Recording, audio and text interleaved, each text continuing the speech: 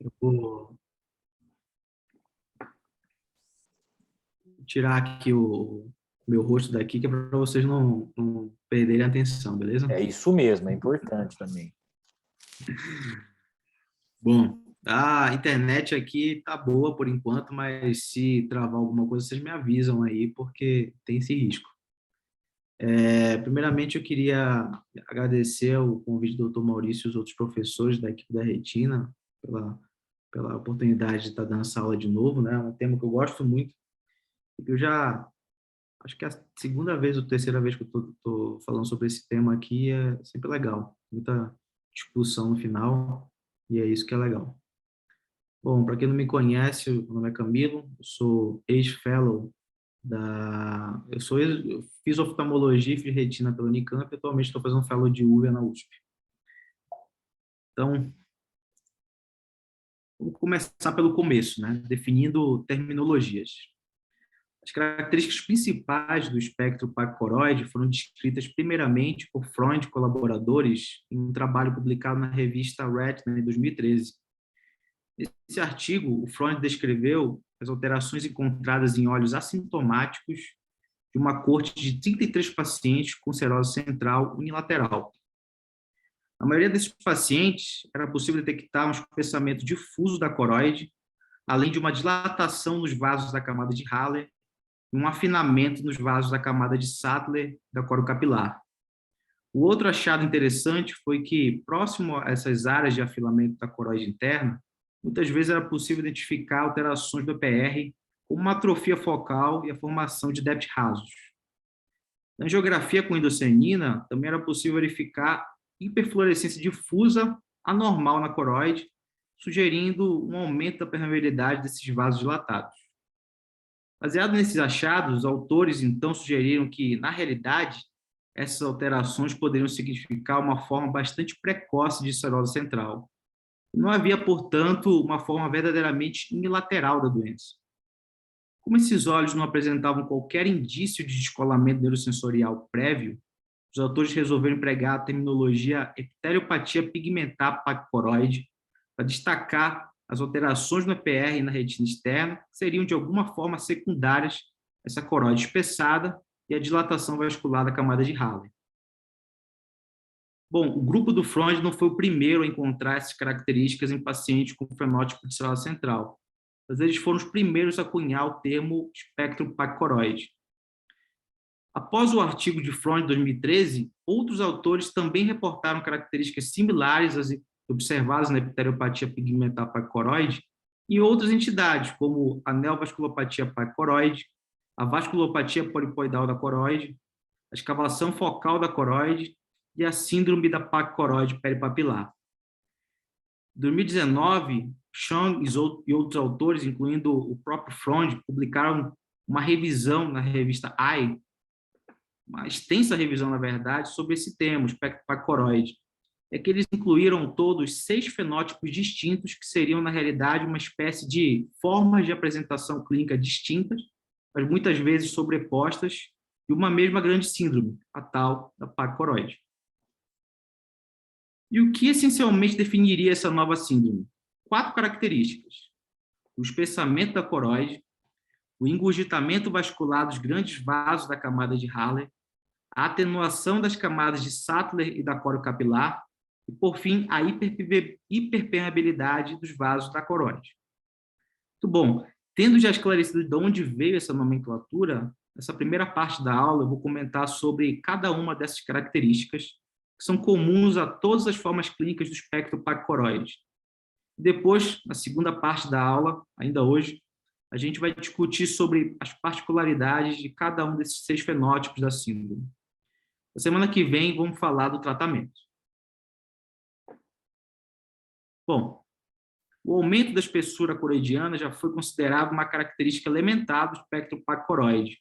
Hoje, esse parâmetro já não é tão valorizado assim. Isso porque existe uma enorme dificuldade em definir qual seria uma espessura de coroide considerada normal. Alguns autores colocam para a gente uma referência de espessura entre 191 a 350 micras na região subfoveal. Mas a gente deve lembrar que vários fatores fisiológicos também interferem com essa espessura. como, por exemplo, a idade do paciente, o comprimento axial do olho, a refração, a presença, a pressão arterial e até mesmo a hora do dia em que foi realizadas as medidas. Na verdade, existem ainda vários outros fatores, como o grau de hidratação, ou mesmo se o paciente permaneceu muito tempo deitado antes de fazer o exame. Mas, como uma regra geral, o que a gente tem utilizado como ponto de corte é uma espessura maior que 300 micras na região foveal ou uma espessura extrafoveal maior do que 50 micras da espessura subfoveal. Agora, mais importante do que o aumento da espessura da coroide em si é a presença dos paquivasos. E esse é um conceito fundamental da paquicoroide. Então, o que é um paquivaso? Paquivaso é um vaso da camada de Haller dilatado, associado a uma atenuação das camadas de Sattler e da corocapilar adjacente. A gente pode ver isso aqui na imagem D, que mostra um OCT da fóvea com a presença de um grande vaso coroidiano dilatado e praticamente uma atrofia completa da camada de Sattler. Isso é importante para a gente entender também por que alguns indivíduos com síndrome paquicoroide não possuem a coroide espessada. Se por um lado eu tenho um engurgitamento dos vasos da coroide externa, por outro, eu tenho uma atrofia da coroide interna. Então, hoje em dia, o critério isolado de aumento total na espessura da coroide deixou de ser considerado como tão importante para a definição de paquicoroide. O termo paquicoroide não deve ser utilizado como sinônimo de coroide espessada, já que paquicoroide, na verdade, se trata de uma definição mais ampla, traduzindo também alterações estruturais e funcionais relacionados aos mecanismos fisiopatológicos da doença. Aqui podemos ver um exemplo da presença de paquivasos sem o aumento na espessura total da coroide. Na retinografia da esquerda é possível observar uma discreta redução na aparência tesselada, o tigroide da mácula, justamente por um aumento da pigmentação da coroide nessa região. A autofluorescência já mostra áreas de hipo e hiper compatíveis com as alterações na epitélio pigmentar, e aqui o OCT a gente consegue observar bem o motivo. Repare que a coroide subfoveal não se encontra aumentada, afinal, 231 micras pode ser considerado como uma espessura normal para a maioria da população. Porém, o aumento do calibre dos grandes vasos da camada de Haller é bastante claro. Não existe uma definição objetiva universal de qual seria o calibre mínimo desses vasos para se dizer que eles estariam aumentados, mas alguns autores mencionam o valor de 100 micras. Aqui nessa imagem, alguns desses vasos chegam a ocupar quase que a espessura inteira da coroide. Então, certamente tem mais do que 100 micras. E, por fim, essa expansão da camada de Haller causa uma atenuação, ou mesmo uma atrofia na camada de médios vasos, a camada de Sattler, e da corocapilar adjacente, colorida aqui em amarelo para ficar mais claro. Também chama atenção para outro detalhe. Vocês estão vendo aqui uma elevação na linha do complexo Blue-EPR, né? Então, geralmente, essas alterações do EPR aparecem justamente adjacentes aos paquivasos, reforçando a teoria de que o dano ao complexo corocapilar Blue-EPR também tem uma natureza mecânica, ou seja, pela própria compressão dessas estruturas pelos paquivasos adjacentes. Uma outra característica peculiar dos paquivasos é como eles têm o seu trajeto ao longo do polo posterior todo atrelado. Primeiro, repare na coluna aqui à direita, que mostra um OCT estrutural de um paciente sem nenhuma patologia, e com a espessura da coroide normal. Nas duas imagens de OCT em face, é possível observar que os vasos da camada de Haller se afinam progressivamente conforme se aproximam do disco óptico. É possível ver esse fenômeno nas duas imagens, que mostram segmentações de profundidade diferentes. Agora, reparem no paciente da direita. O OCT estrutural aqui mostra uma coroide de 434 micras e um grande paquivaso no canto esquerdo da imagem. O OCT em face, logo abaixo, revela que esses vasos mantêm seu calibre aumentado mesmo no polo posterior, alguns deles até fazendo um término abrupto próximo ao disco. Então, o OCT em face pode ser bastante útil também para a gente caracterizar melhor esses paquivasos. Esse conceito que eu citei até agora ele é muito importante para compreender o espectro clínico da síndrome paquicoroide, ou espectro paquicoroide. Se a gente for levar ao pé da letra, paquivaso deriva do grego, que significa espessado, ou seja, um vaso espessado.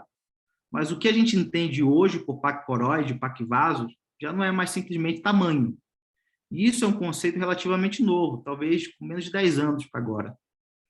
Portanto, mais uma vez, os paquivasos são vasos coroidianos dilatados da camada de Haller, que mantém o seu calibre aumentado ao longo do trajeto em direção ao polo posterior do olho, e que causam uma atenuação mecânica, por assim dizer, da camada de Sattler e do complexo corocapilar Brue-PR adjacente. Esse que é o conceito completo. Bom, a terceira e talvez mais importante característica comum a todos os fenótipos do espectro paquicoroide é a hiperpermeabilidade do setorial da coroide.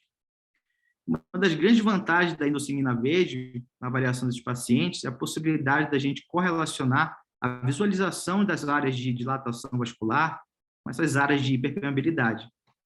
Essas áreas tendem a ser setoriais e progridem ao longo da angiografia como uma placa hipersenescente. Nesse exame, a gente geralmente consegue também observar outros achados, que se presumem estarem correlacionados com a isquemia do leito coroidiano, como, por exemplo, o atraso ou mesmo defeitos de enchimento arterial na fase precoce, e padrões de enchimento bastante irregulares. Uma outra característica que pode ser observada, principalmente nos fenótipos de cirrose central e vasculopatia polipoidal, são essas áreas de hipersenescência focal precoce, que correspondem à hiperfluorescência por pooling na angiografia com fluoresceína e que nas fases tardias mudam para a hipossenescência. Isso acontece devido ao extravasamento do contraste para o espaço intersticial da coroide. Então, eu trouxe aqui uma imagem legal do artigo de revisão do Freund, em que é possível observar todas as três características principais do espectro paquicoroide no estudo multimodal de imagens. Nos OCTs estruturais, a gente consegue ver os paquivasos de atenuação da camada de Sattler e da corocapilar, com e sem o aumento da espessura total da coroide. Essa imagem inferior aqui, por exemplo, mostra uma coroide bastante fina, de apenas 137 micras, mas que tem paquivasos. Aqui podemos observar a transição abrupta dos paquivasos no polo posterior, além da hiperpermeabilidade desses vasos na endossanguina verde. E, por fim, aqui uma imagem de angio-CT mostrando uma área de atenuação do sinal de fluxo na corocapilar, logo em cima de uma área de dilatação vascular na camada de Haller. Bom, nessa segunda parte da aula, eu vou entrar um pouco na fisiopatologia da paquicoroide. E a oftalmologia ainda não conhece muito sobre isso daqui. Muito do que a gente encontra na literatura atualmente são estudos observacionais retrospectivos, alguns poucos trabalhos com óleos enucleados e pouquíssimos estudos experimentais com animais. E, ainda que muito superficial, essas explicações são necessárias para que a gente possa compreender para qual direção o tratamento tem avançado nos últimos anos. Então, o que atualmente tem sido mais aceito é que as alterações vistas no espectro paquicoroide sejam resultado de uma congestão venosa crônica. E o que causa esse estado de congestão na coroide? Isso a gente ainda não sabe. O que se sabe é que a ampola das veias vorticosas é uma estrutura altamente especializada e que alterações anatômicas nesse pedaço das vorticosas podem levar a um aumento na resistência do sistema venoso da coroide. Estudos experimentais também demonstraram que esse aumento de resistência pode causar um remodelamento vascular com hialinização da parede dos vasos e até mesmo dilatação desses vasos. Em um estudo experimental com macacos rezos, o oftalmologista Haire observou que as ampolas das vorticosas não formavam conexões anastomóticas. Diferentemente do que ocorre em quase qualquer outro tecido do corpo, o suprimento arterial e a drenagem venosa da coroide não formam um padrão pactral, onde um vaso de menor calibre combina com o outro para formar um vaso de maior calibre, e assim sucessivamente. Ao invés disso, a coroide irriga e drena estruturas em lóbulos, que formam unidades tanto funcionais quanto anatômicas independentes, e que passam a se combinar em veias de maior calibre, sem realizar anastomoses significativas até atingir a ampola das vorticosas. Esse padrão forma uma divisão anatômica entre o território de drenagem de cada veia vorticosa, que geralmente se apresenta em número de 4 ou 5, uma para cada quadrante do olho. Na interseção desses quadrantes existe uma zona sem grandes vasos, chamada de Watershed Zone. Em 2021, o Spade publicou um trabalho demonstrando que, em todos os olhos com o espectro paquicoroide que ele estudou, era possível detectar a presença de várias anastomoses entre o sistema de vorticosas, alterando esse padrão de funcionamento interdependente de cada um. O Spade sugeriu que essas anastomoses seriam lesões adquiridas, provavelmente para equilibrar alguma situação de aumento na pressão hidrostática do leito coroidiano. Com o passar do tempo, do processo de remodelamento vascular, provavelmente essas anastomoses iriam aumentar de calibre e se transformariam em paquivasos. Ainda assim, o Spade não deixa claro, em primeiro lugar, qual seria a natureza, ou melhor, qual seria a gênese desse processo que aumenta a pressão hidrostática no leito coroidiano. Mesmo assim, esses achados acabaram adicionando atributo a mais, o que a gente entende hoje como paquivaso no espectro paquicoroide. Essa foto ilustra 5 dos 42 olhos que foram avaliados na série de casos publicados pelo Spade. A maioria delas é de pacientes com cirrose central. Aqui é possível ter uma ideia de como avaliar a presença dessas anastomoses intervorticosas. Primeiro de tudo, é preciso ter uma boa endossanguina verde. Essas fotos aqui, com certeza, foram feitas com um aparelho de oftalmoscopia com focal com varredura laser. Provavelmente um HRA da Spectral, já que o Spade é consultor da Heidelberg. E esses aparelhos com tecnologia confocal conseguem essas imagens fantásticas com endossanguina verde, porque bloqueiam a fluorescência refletida nas outras estruturas do olho, como o cristalino, catarata e as próprias paredes do globo. Essas imagens com lentes wide field permitem que a gente avalie a própria anatomia do sistema de veias vorticosas do olho, como vocês podem ver aqui nessas duas angiografias de cima. Essa imagem B aqui, de um paciente com cirrose central crônica, podemos ver que nesse olho existem 5 veias vorticosas, uma em cada quadrante, com exceção do quadrante nasal superior, que tem 2 ampolas de vorticosas. Em azul, podemos ver uma vorticosa e em verde a gente vê a outra. Agora, reparem que aparentemente a vorticose em azul tem um aspecto normal, enquanto que a verde apresenta várias conexões dilatadas com as vorticoses do quadrante nasal inferior. As vorticoses temporais também aparecem tendo anastomose entre elas, tá? E é possível ver que paquivasos cruzam o meridiano horizontal do olho, conectando um sistema ao outro. Uma outra coisa interessante é que essa ampola vorticosa temporal superior em laranja aqui tem um aspecto menos desenvolvido do que as outras, mas provavelmente só tem relação com o fato do quadrante nasal superior ter uma vorticosa a mais.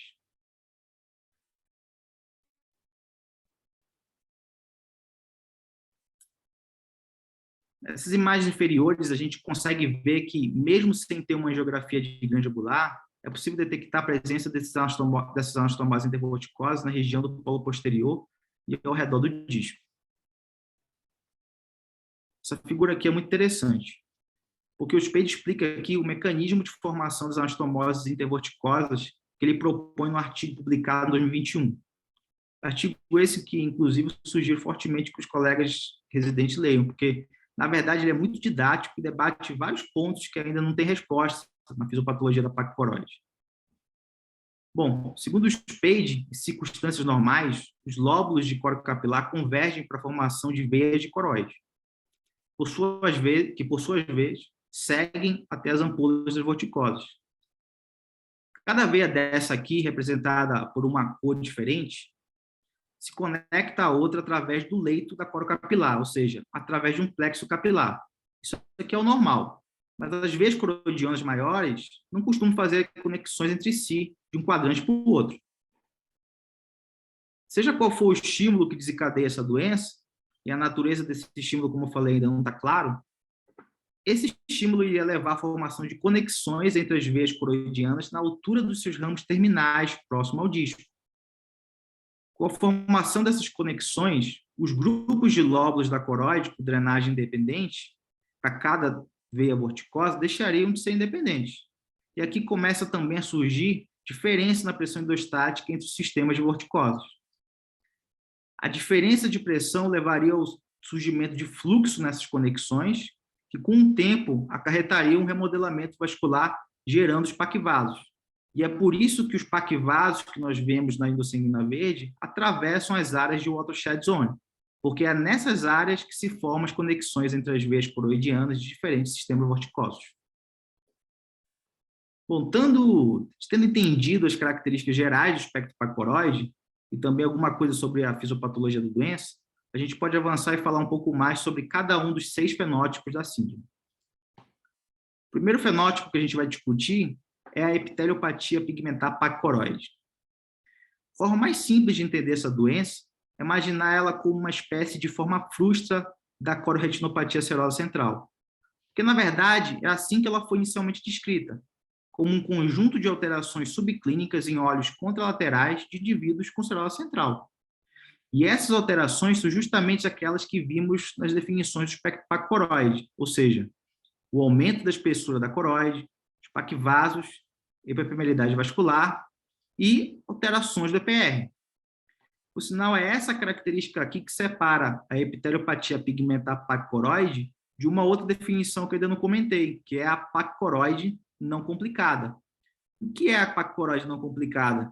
É justamente um olho que tem um aumento de espessura da coroide, pode até ter mesmo os paquivasos, mas que é completamente assintomático e que não tem alterações no EPR secundárias a esse espessamento da coroide.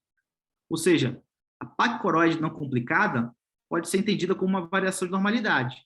Se esse olho desenvolver alguma alteração no EPR, aí passamos a ter um caso de epiteliopatia pigmentar pacoroide.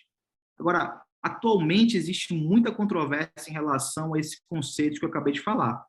Isso tudo são conceitos dos primeiros autores que tentavam unir essas alterações de segmento posterior em um grupo que eles chamavam de espectro pacoroide. Eles acreditavam que essa condição aqui fosse uma precursora da cororetinopatia serosa central, que é o fenótipo que a gente vai discutir logo em seguida. E o que fundamentalmente separaria essas duas entidades seria a presença ou não do descolamento de neurosensorial da retina. No momento em que a epiteliopatia pigmentar evoluísse com uma descompensação aguda do EPR e passasse a fazer um descolamento neurosensorial, aí ela já seria uma serose central. Tudo bem, mas onde é que fica a controvérsia aqui? É que, como a gente vai ver daqui a pouco, a serose central, via de regra, é uma condição autolimitada, ou seja, na enorme maioria dos casos, o DNS se resolve espontaneamente. E depois que ocorre uma resolução do fluido, algumas alterações do EPR e da retina externa podem permanecer. Pode até mesmo aparecer algumas lesões dos enóides aqui e ali, outra área de atrofia do EPR. Então, muitos autores, incluindo o próprio Spade, têm questionado sobre essa definição clássica de epiteliopatia pigmentar pacoroide, porque é virtualmente impossível, baseado puramente nessas características aqui, separar a epiteliopatia pigmentar de um caso de serose central já resolvido. Nessas imagens aqui, a gente consegue identificar bem as características da epiteliopatia pigmentar pacoroide. Esse indivíduo é um jovem de 20 e poucos anos e nunca teve história documentada de descolamento neurosensorial da retina. Na retinografia, podemos ver uma redução do fundo tesselado no polo posterior. Na autofluorescência aqui já existem esses pontos de hiper e hipoautofluorescência que marcam essa alteração do EPR. No nosso CT, logo abaixo, vemos os paquivasos comprimindo a Sattler e essas elevações rasas no EPR com algumas áreas de descontinuidade da elipsoide. Caso bem tranquilo, bem didático. A cororetinopatia serosa central, ou simplesmente serosa central, é o segundo fenótipo que a gente vai discutir hoje. Ela é uma velha conhecida dos oftalmologistas, já que, segundo a Academia Americana, é a quarta retinopatia mais comum nos Estados Unidos, perdendo só para a DMRI, a retinopatia diabética e a oclusão de veia central. Oclusão de ramo de veia central, aliás. E a sua primeira descrição foi realizada por von Graff em 1866, que chamou ela, primeiramente, de retinite central recidivante. E somente 100 anos depois, Malmany, que foi um outro autor indiano, publicou as primeiras descrições angiográficas dessa doença. Acredito que não vale muito a pena a gente perder tanto tempo com a epidemiologia, porque todo mundo já está cansado de escutar isso aqui. Mas só para citar, é uma doença 5 vezes mais comum em homens do que em mulheres, com pico de incidência na 4ª década de vida, e em idosos existe o maior risco de apresentação bilateral, de neovascularização de mácula, de cronificação da doença. Várias associações sistêmicas já foram descritas com a serose central. A mais importante é com o hipercortisolismo, seja ele exógeno ou seja, através de corticóide por qualquer via, né? Ou endógeno, nos casos de síndrome de Cushing, de estresse importante, de insônia e outros. Assim como também a tal da personalidade do tipo A, que foi observada pelo aquele estudo famoso do Iannuzzi na década de 80. Além disso, existem outras associações, como gestação, lúpus, transplante de órgãos e doença renal terminal. Os autores já até publicaram associações com apneia obstrutiva de sono, infecções assintomáticas para H. pylori e assim vai. Clinicamente, a serose central é caracterizada pela presença de um descolamento seroso da retina neurosensorial espontâneo e de duração, na grande maioria das vezes, autolimitada. A associação também aos outros, também apresenta associação com aqueles outras características clínicas que a gente discutiu do espectro paracoroide. Nos casos em que o DNS envolve o centro da mácula, pode haver sintomas típicos como baixa de acuidade visual, metamorfopsia e micropsia. Muitas vezes o paciente também apresenta um shift hipermetrópico pelo DNS. Além do próprio descolamento, na fundoscopia, às vezes é possível observar pequenos pontos amarelos dentro da área do DNS. Mas isso geralmente quando o descolamento persiste por alguns meses. E ainda não está claro o que seriam esses pontos, mas uma das hipóteses é que poderiam ser segmentos externos de fotorreceptores fagocitados por macrófagos. Na autofluorescência, esses pontos aparecem hiperautofluorescentes. A angiografia é um exame excelente para documentar ou confirmar o diagnóstico de serose central. O principal achado é a hiperfluorescência fazendo um pooling do DNS, que pode se apresentar com apenas um foco de líquido ou vários focos, que também classifica a serose em monofocal ou multifocal. E, classicamente, esse líquido se apresenta como um desses três padrões mostrados aqui: em fumaça de chaminé, guarda-chuva ou cogumelo e em ponto borrão. Esses padrões diferentes podem ocorrer por uma diferença no gradiente proteico no interior do DNS.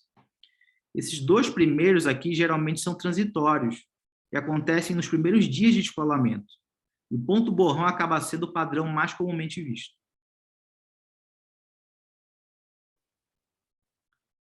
Aqui a gente consegue ver um outro sinal interessante da serose aguda. É o retinal dipping, que nada mais é do que um alargamento focal da retina externa em uma área de DNS associado a um acúmulo de material hiperreflectante logo em cima do DEP. Esse sinal, que é observado no OCT, corresponde exatamente ao ponto de líquido que aparece na angiografia. Quando o DNS se resolve, o ponto de retinal dipping pode dar lugar a um pequeno defeito do EPR, que, como vocês podem ver aqui nessas imagens da linha do meio, da linha inferior, né, fica bem nítido. O Guess, muitos anos atrás, já pensava que o DNS da serose central era causado por uma pequena descontinuidade da camada do EPR. Mas ele não tinha OCT naquela época.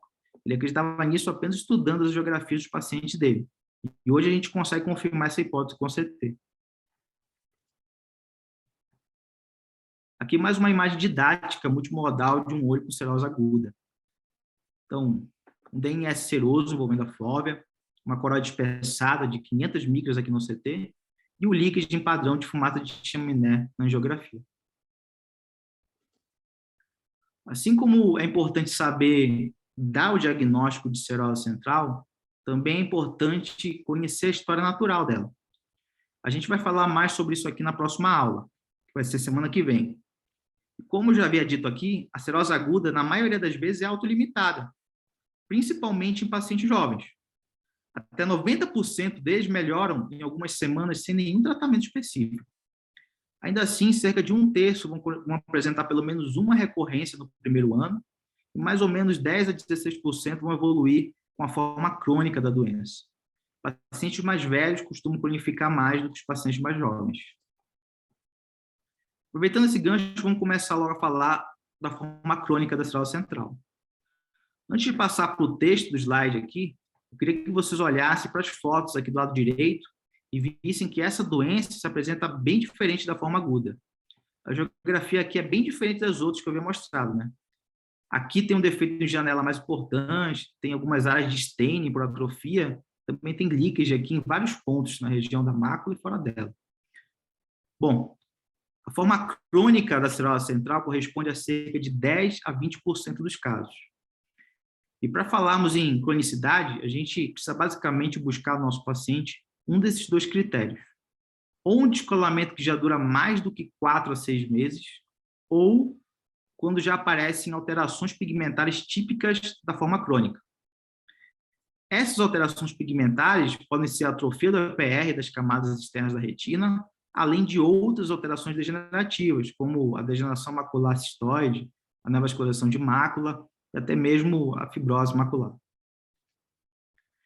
Diferentemente da forma aguda, a cirrose central crônica pode se apresentar como um desafio diagnóstico às vezes, tá? Isso porque a doença costuma evoluir durante anos e anos, podendo assumir o aspecto de diversas outras condições que também afetam a retina coroide simultaneamente. Então, existe uma forma mais grave da cirrose central chamada de cirrose central bolhosa. Essa forma, como o próprio nome sugere, se apresenta como um descolamento neurosensorial bolhoso, que na maioria das vezes é bilateral. Muitos casos cursam até mesmo com rupturas extensas do EPR, como é possível a gente observar aqui, na foto B da direita. É claro que essa forma exudativa bilateral faz diagnóstico diferencial com outras causas de DR seroso, como o Vogt de coronária arada e a esclerite posterior. Alguns outros tumores de coroide que provocam descolamentos sensoriais também entram no diagnóstico diferencial, como, por exemplo, o hemangioma difuso da coroide. Da mesma forma, algumas doenças hematológicas que afetam a coroide também podem entrar no diagnóstico diferencial, como o linfoma intraocular primário e a macroglobulinemia de Wanderson. A lista aqui é bastante grande, tá? Tem vários diagnósticos diferenciais para essa condição. Isso aqui são apenas alguns exemplos.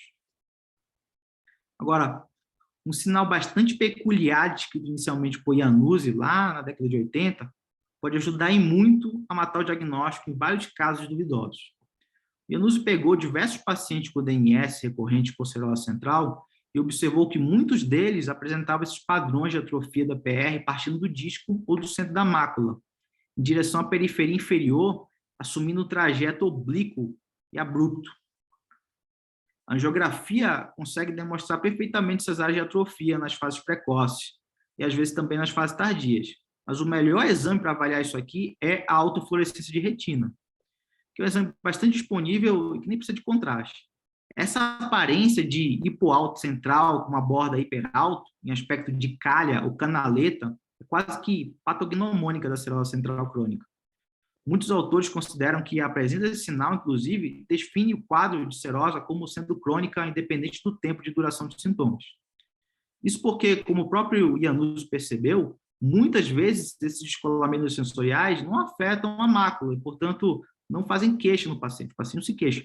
Mesmo assim, sendo assim, pode ser possível que um paciente se apresente com um DNS foveal há pouco tempo, mas que ele já tenha tido, na realidade, outros episódios extrafoveais anteriores. O interessante é que outros autores também já correlacionaram a direção do trajeto dessas canaletas atróficas com um lado em que o paciente deita para dormir. Por isso que o sinal é chamado também de atrofia gravitacional, porque ele vai progredindo seguindo a gravidade. Mais um outro caso didático aqui de cirrose central crônica, avaliado através do exame multimodal de retina. Então, aqui, podemos perceber que é um paciente com alterações de pigmentação macular visíveis na retinografia colorida. O OCT mostra um descolamento seroso raso, com algumas excrescências no complexo Blue-EPR semelhante a drusas, e que, na realidade, são um pouco diferentes das drusas que a gente costuma ver na DMRI. Essas aqui são maiores, mais pontudas, e geralmente apresentam-se em pequenos grupos. Perceba também que essa coroide ela é muito espessa, completamente diferente do que você esperaria num paciente que tivesse DMRI. No contexto do espectro pacicoroide, nós podemos chamar essas lesões de paquidrusas, ou seja, as drusas da pacicoroide. Aqui no CT da linha do meio, que é um corte mais superior à fóvea, nós também podemos observar essa lesão chamada de sinal do duplo contorno, o descolamento raso do EPR. Isso aqui pode sugerir a presença de uma membrana neovascular, mas nós vamos falar mais dela na aula da semana que vem. Desse outro lado aqui, a imagem de autofluorescência mostra o sinal da atrofia gravitacional. E na linha de baixo, podemos ver os paquivasos com áreas de hiperpermeabilidade na endocianina verde. Além de uma hipoautofluorescência em vários pontos marcados nessas setes azuis, que aparecem aqui na angiofluorescenografia que é essa foto do meio. Bom, a neovasculopatia pacoroide é o terceiro fenótipo do espectro. Ela pode ser definida como uma forma de neovascularização macular do tipo 1, que acaba complicando um quadro de epiteliopatia pacoroide ou de cirrose central. Pela definição descrita pelo Freund, colaborador de 2015, o diagnóstico de neovasculopatia pacoroide implica na exclusão de outras etiologias para a neovascularização do tipo 1. A doença que mais se confunde com a neovasculopatia pacoroide é a DMRI, com certeza. E, na verdade, esse conceito de neovascularização de mácula secundária pacoroide é bastante novo. Os primeiros trabalhos que falaram sobre pacoroide vieram em 2013. Então, muitos pacientes com neovascularização de mácula, que hoje nós puxaríamos para dentro do espectro pacoroide, antigamente eram diagnosticados como DMRI. Ainda que uma DMRI sem muita cara de DMRI, já que esses pacientes têm várias características, tanto epidemiológicas quanto clínicas, diferentes, né? São pacientes mais jovens, com menos de 50 anos, coroide espessada, muitas vezes sem nenhuma drusa, mas com DEP fibrovascular na mácula que pode exudar e até mesmo sangrar. Alguns estudos japoneses recentes que avaliaram pacientes de cortes de trabalho com DMRI neovascular descobriram que até 15 a 20%, tem alguns estudos, inclusive, que apontam 50% dos pacientes que eram incluídos antigamente com diagnóstico de DMRI, hoje seriam classificados como neovasculopatia pacoroide. Um outro detalhe, ainda meio controverso, é sobre a possibilidade da evolução do fenótipo de neovasculopatia pacoroide para o fenótipo de vasculopatia polipoidal, ou seja, o crescimento da rede de ramificações e formação de pólipos. Então, em casos como indicação de tratamento desse estágio aqui, o tratamento em si poderia até impedir a evolução dessa membrana para uma polipoidal. Aqui tem um caso bastante interessante documentado pelo grupo do Freund sobre a progressão de um olho com neovasculopatia pacoroide, né?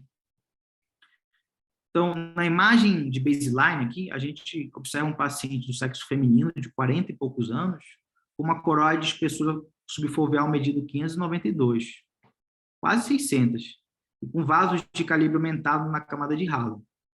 Nesse corte horizontal do OCT passando pela fóvea, não é possível observar nenhuma anormalidade do complexo Blue-EPR, tampouco a presença de drusas ou alterações pigmentares na retinografia, com exceção de uma discreta redução do fundo tesselado aqui na mácula. Então, nesse momento, a gente poderia dizer que essa paciente apresenta apenas um quadro de pacoroide não complicada, já que ela tem uma coroide grossa e é só isso. Um ano depois, a imagem do OCT já evidencia uma pequena elevação na camada de EPR de localização nasal à fóvea. Muitas vezes a gente chama isso aqui de irregularidade da linha do EPR. Não tem fluido intra- ou subretiniano e nem separação do complexo Blue-EPR. Nesse caso, pelos conceitos que a gente discutiu até agora, podemos dizer que essa paciente evoluiu para um quadro de epiteliopatia pacoroide, certo? Muito bem, com 15 meses de evolução, o OCT logo abaixo evidencia uma mudança importante nas camadas do EPR. As alterações pigmentares se tornaram muito mais grosseiras e agora já tem fluido subretiniano. E muito importante, também tem um descolamento do epitélio pigmentar raso e irregular. Reparem aqui que eu não estou falando de qualquer DEP. Esse aqui ele é especial, ele tem uma reflectividade interna heterogênea, ele é raso e cresceu principalmente no eixo transversal. A superfície interna do DEP, ou seja, a linha do EPR, ela é toda irregular. E agora é possível perceber uma clara separação da linha do EPR com a linha da membrana de Bruch e coro capilar. Essa separação tem um nome, que só serve para ser usado dentro do contexto desse DEP, que é o tal do sinal do duplo contorno, descrito primeiramente como uma alteração relacionada à presença das redes vasculares ramificadas, né, que são as BVN da vasculopatia polipodal, mas que hoje a gente já sabe que pode estar presente em forma de neovascularização pacoroide do tipo 1. Então, olhando para a pintura completa, a gente vê um DEP raso e irregular, com um sinal do duplo contorno e a presença de fluido subretiniano. Em um olho, uma coroide bastante espessada. Assim, a gente conclui que as alterações pigmentares que a paciente apresentava 3 meses atrás evoluíram para a formação de uma membrana macular do tipo 1. Membrana essa secundária aqui. A uveíte idiopática da MRI, não. Ela é secundária à epiteriopatia pacoroide, ou seja, uma neovasculopatia pacoroide. Aqui embaixo, a angiografia de fase tardia mostra um líquido difuso no leito coroidiano, próprio do espectro pacoroide, uma discreta hiperfluorescência muito mal definida na área nasal afora. Então, muitas vezes, a hiperpermeabilidade da coroide acaba prejudicando um pouco a percepção do líquido discreto de algumas membranas. E são em casos como esse, por exemplo, que o OCTA se torna sensacional. Essa imagem aqui mostra um DEP que cresceu, e mostra como esse DEP cresceu ao longo de 30 meses de segmento e que agora ele já está atingindo, inclusive, a região subfoveal, levando a uma descontinuidade da camada de fotoreceptores em alguns pontos aqui da mácula. Na segmentação do plano entre o EPR e a corocapilar na imagem aqui de baixo, é possível ver a decorrelação de fluxo nessa rede neovascular, mostrando esses neovasos aqui de coroide de aparência emaranhada, que alguns autores chamam de Tangle Vascular Network. Isso aí, traduzindo aí, fazendo uma tradução direta, seria justamente uma rede neovascular emaranhada. Bom, um outro fenótipo do espectro é a escavação focal da coroide, que nada mais é do que uma cavidade ou uma depressão bem delimitada na coroide. Ela foi primeiramente descrita pelo Jean Paul em 2006 como um achado de exame de OCT em pacientes assintomáticos. E atualmente se considera que seja uma lesão de natureza adquirida. Antigamente já foi proposto uma etiologia congênita, como uma espécie de microstafiloma, uma formação de coroide. Mas hoje a gente não fala mais nisso. Quase todos os pacientes, a gente descobre essa escavação focal da coroide através de um exame de OCT que a gente pediu por algum outro motivo. É muito raro o paciente apresentar queixas visuais relacionadas a essa condição, mas pode ser que apareça algum borramento visual ou alguma metamorfopsia, caso a lesão esteja na fóvea. Em geral, são lesões estacionárias, ou seja, não aumentam, mas também não diminuem, só que em até 24% dos casos pode haver uma associação cancerosa central, que aí sim pode dar sintoma. E também pode estar associada a outras lesões do espectro pacoroide, como, por exemplo, a neovasculopatia ou a polipoidal. A escavação focal da coroide pode ser classificada em conformacional ou congruente, como alguns também chamam, e não conformacional ou não congruente. A conformacional é quando não existe uma separação dos segmentos externos dos fotoreceptores da linha do EPR.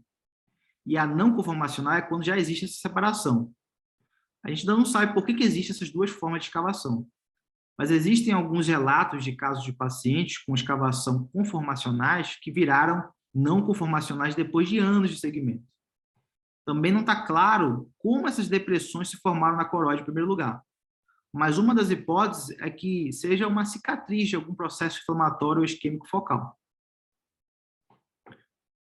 Bom, a síndrome pacicoroide peripapilar é um outro fenótipo descrito recentemente.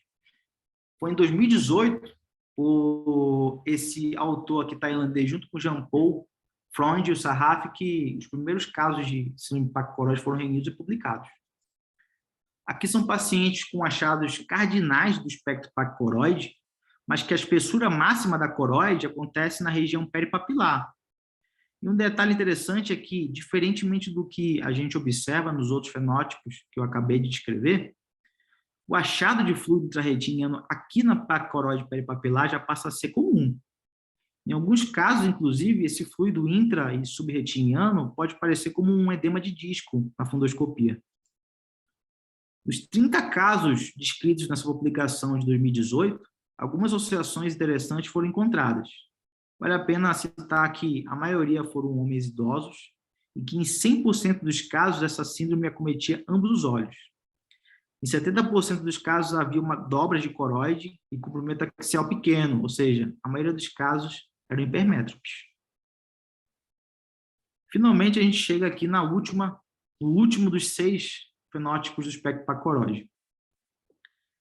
Bom, falando da vasculopatia polipoidal da coroide, ou neovascularização aneurismática do tipo 1, essa entidade foi primeiramente descrita por Iannuzzi e colaboradores em 1990, e se caracterizava pela presença de uma rede ramificada de neovasos coroidianos, que a gente chama de Branching Vascular Network, ou BVN, né, abreviando, associada a dilatações terminais semelhantes a pólipos visíveis na angiografia com endossanguina.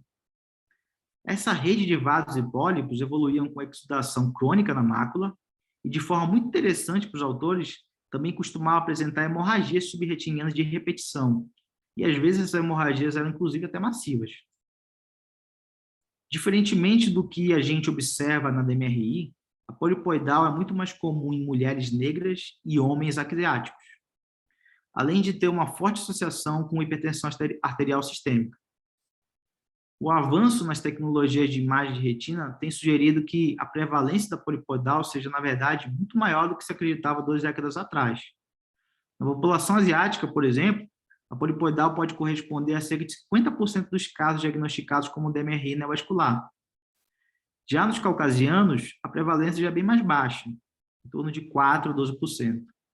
Agora, pode ser que esses números sejam maiores, porque existe uma grande dificuldade no acesso à angiografia com endossanguina verde em países ocidentais, no Brasil e em outros países, inclusive. Mas aqui no Brasil, um trabalho realizado num serviço de referência em São Paulo, pegando pacientes em segmento por DMRI, observou que, na verdade, havia ali uma prevalência de 10,6% de vasculopatia polipoidal, a maioria deles sendo, inclusive, mulheres. Diagnosticar a polipoidal é importante, porque a história natural da doença e a resposta às diversas modalidades terapêuticas que existem parecem diferir do que é observado nas formas típicas de DMRI. E é difícil dar o diagnóstico de VPC olhando somente o fundo do olho. Nos casos de pólipos muito grandes, às vezes conseguimos ver essas lesões de vermelho alaranjadas, subretinianas, como nessa imagem aqui de retinografia da direita, mas lesões pequenas não aparecem na fundoscopia. E a gente só consegue fazer o diagnóstico interpretando corretamente a angiografia e o OCT. O polipoidal geralmente se apresenta em um padrão típico conhecido como redes ramificadas, como eu já havia dito. Essas redes apresentam um calibre de vasos que se correlacionam com o tamanho das dilatações dos bulbos terminais. Em negros e asiáticos, é mais comum que essas lesões sejam unilaterais na mácula. Já em indivíduos caucasianos, as lesões tendem a ser mais peripapilares e acometerem os 2 olhos. Essas BVN geralmente evoluem com hipertrofia dos componentes tubulares e aumento das redes através das ramificações terminais. O melhor exame para a gente enxergar essas redes de vasos e pólipos é a endossanguina verde, que permite estudar melhor a vascularização da coroide. A angiografia com fluoresceína geralmente mostra um vazamento do tipo oculto, que é próprio das membranas vasculares do tipo 1, mas não mostra o pólipo.